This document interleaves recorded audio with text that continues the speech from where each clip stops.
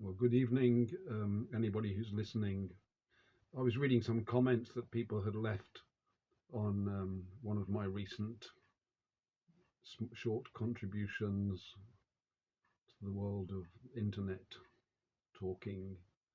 And somebody had written something really quite complimentary, I thought, and thank you for that, um, whoever you are.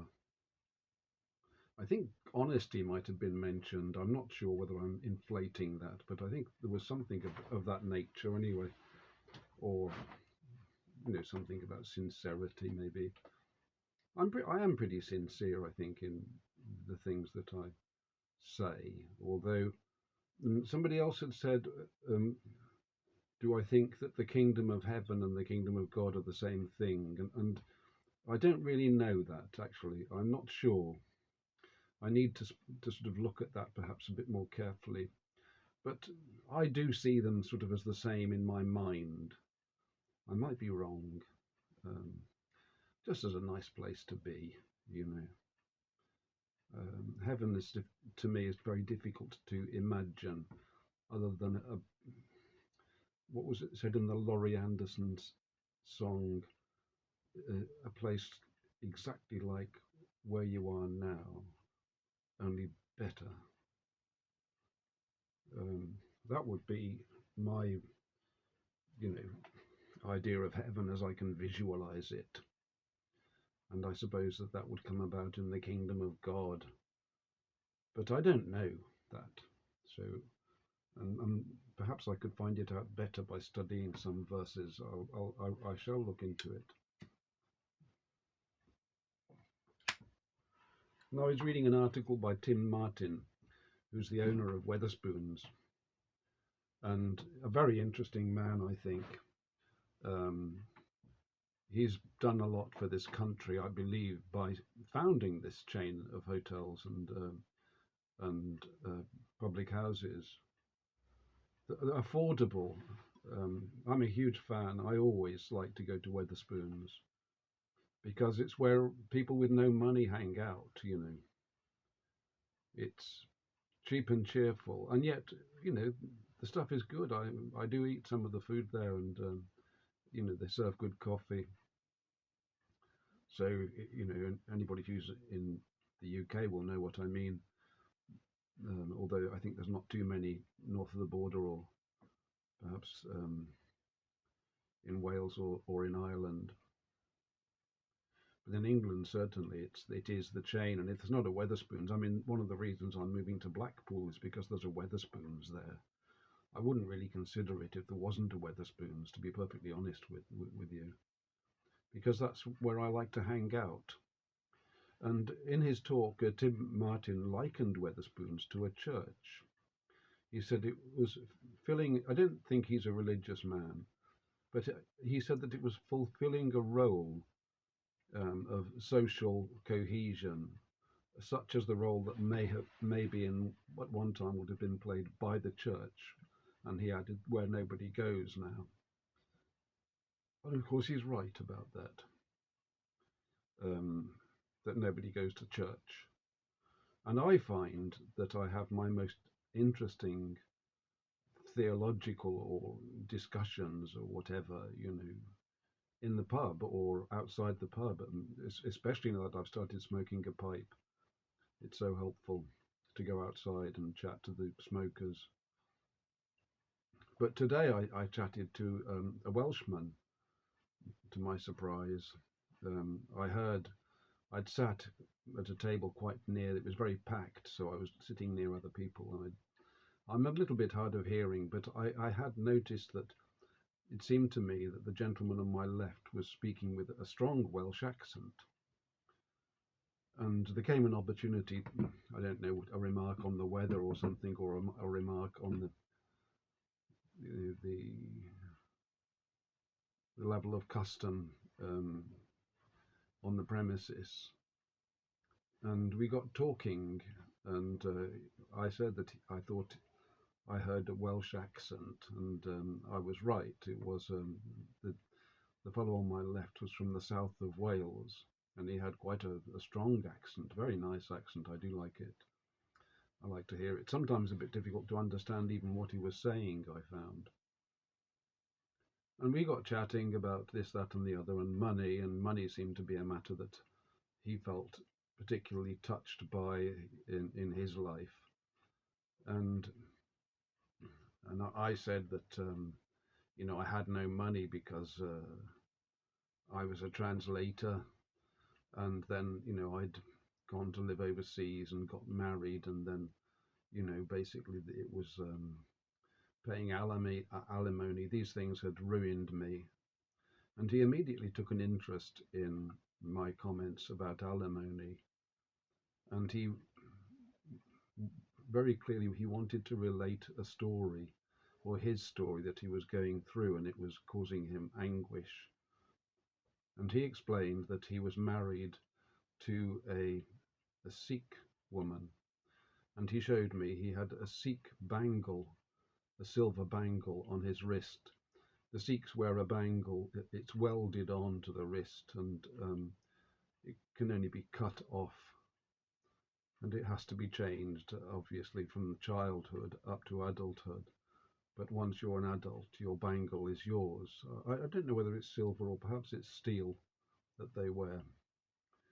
And he had a bangle, although I must say it looked gold in colour from where I was sitting, but perhaps I'm wrong. And I was, surprised. Well, I say, you became a Sikh then, or you joined the Sikh religion, and he nodded. But I don't think he'd given it any serious thought. But he told me, he just went on to speak about the troubles that he was having with his new wife, although they'd been married for 5 years. It seemed that she was after his money, and she had insisted here and insisted there, and said she wouldn't do this and wouldn't do the other, and she was causing quite a few headaches for this gentleman, who was, I think, fairly well to do, because he was a surveyor, a licensed surveyor. I can't remember what particular type of surveyor, but in property and land, as it were. And he was self-employed in that capacity.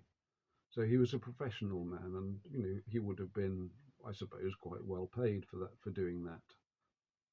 And he went on to tell me that he'd put all of his money as a younger man into purchasing a property in the south of Wales and renovating it and all the rest of it. And eventually, far more recently, he'd met this Sikh woman and got together with her and married her. And so she would become the part owner of his own property in Wales. And she brought her own money to the wedding also, but she refused to part with any of it.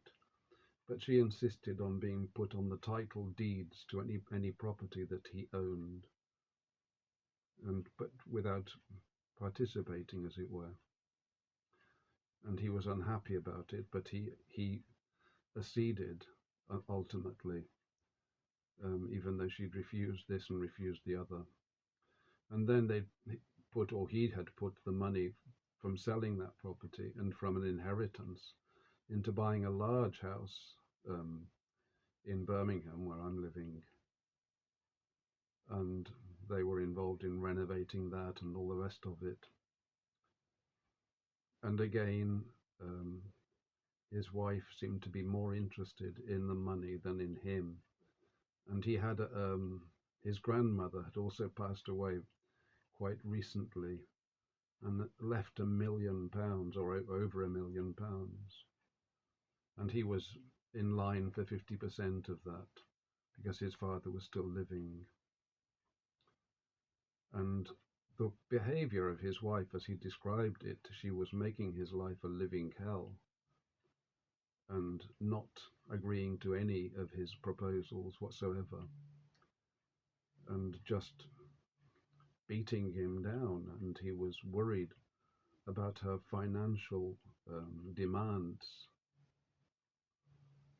And he seemed to be in rather a bad place with this young lady, and he'd confided all this to a total stranger in the middle of the pub. He was there with an older man. I don't know who he was. I was going to ask. He wasn't Welsh himself.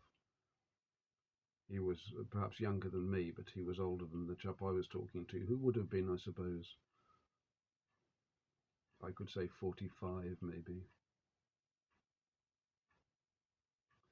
45.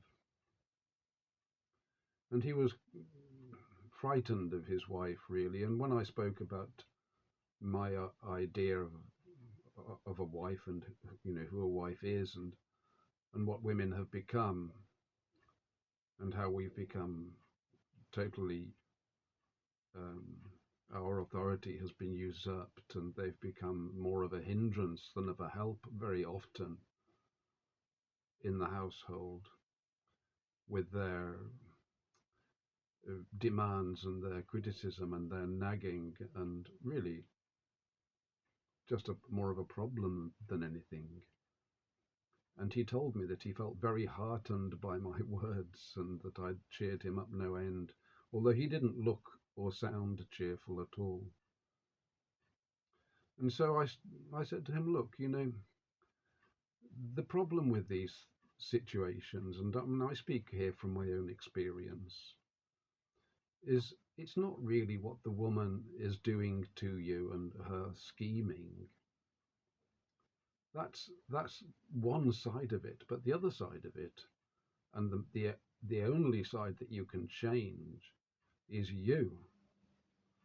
Why you're putting up with this situation, why you've got yourself into the situation, really foolishly. I mean, to start with, marrying a woman of a different race.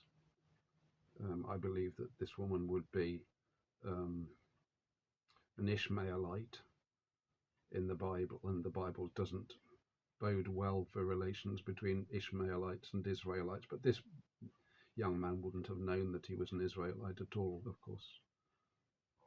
He was a Welshman, but the Welsh are Israelites, though Wales was one of the first parts of the British Isles to be settled, of course. Wales and Ireland. The Welsh language, which contains very many phonemes in common with ancient Hebrew. Surprising, isn't it? If you write Hebrew phonetically, Welsh readers recognize quite a few words. That upsets the theories, I suppose, of those who would say that, who would lie about the origin of our languages. But so it is. Also, we have commonality with English, and I think with other European languages, of course. And the Bible translates rather well into English, scholars have said. And we can certainly see that it does, because we have RAV and we know how beautiful it is. So I said, look, your wife is really, a man and a wife wants a companion, a kindly person, somebody who will give you a massage when you come home from work at night, and somebody who will cook you a nice meal and have a little bit of snuggling up in bed from time to time, or whenever you feel like it. That would be really what you'd want, isn't it? That would be the ideal. I suppose things might not always be perfect, but that's more or less where you'd be heading. Whereas this man really was dealing with a very different prospect from everything that he was saying, because the woman was constantly trying to get at his money and using every trick in the book, including offending him and implying that he was not able to do this or not able to do the other, shaming him to gain power over him sufficiently that she could force him to become her slave almost, and just hand over the fortunes which she would then integrate with her and her family, her own parents, No, I mean, they're Ishmaelites. That's what they are. That's kind of what they do. Um, I'm sure there are exceptions. I do know people who seem to be far, quite different to that. But that's a baseline sort of behaviour. You have to be careful. Um, what are their gods? What do they worship?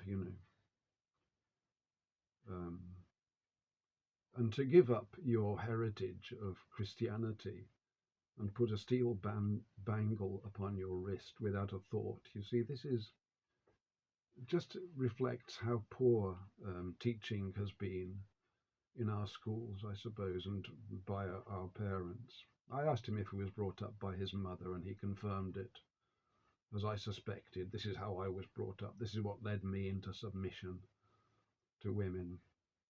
A lot of men have been brought up by mainly females, and a man needs to be brought up by a man at a certain point in his life. A boy needs a man to show him the ropes, and we didn't have them very often. Some of us were lucky and we did. But so it is. And I told him, there's no point in discussing with your wife. I said, if I were in your position, I would back away carefully and not try to make any sudden moves.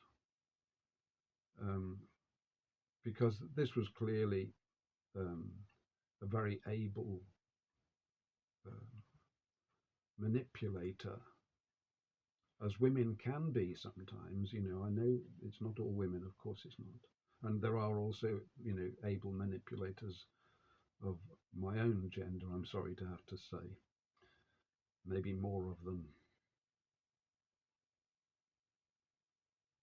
But she was clearly very capable, and he was falling for it far too hard. I told him, you just got to man up and get yourself to the gym, because he was overweight and he looked kind of a little bit like, what do they call them? Like a farm boy kind of thing look. I mean, I'm sure he was very charming in his way, but he had a haircut which was like a kind of a pudding basin haircut. It didn't seem to me to be complimentary with his chubby, rotund, and um, you know reddish cheeks and boyish, not really mature outlook from his eyes and his furrowed brow. And I'm not going to get into the area of fashion particularly, but like most men, he was just dressed in something that he'd found on the floor in his bedroom. I don't know what it was. Most men have got no idea about how to get dressed. The same with most women also, I have to say, but that women do tend to do a little bit better. Get yourself in order. Get out and start attracting some more women. That will get your wife's attention, first of all. But the situation to me sounded just absolutely desperate. I don't think there's anything he can do in such a, or if it is as described, other than remove oneself as cautiously as possible. And it's going to cost him a lot of money, because she'll come for it. That's what she's after. I said to him, there's a name in England for people who come into your life to take your money. And the name isn't wife. The name is thief. God bless.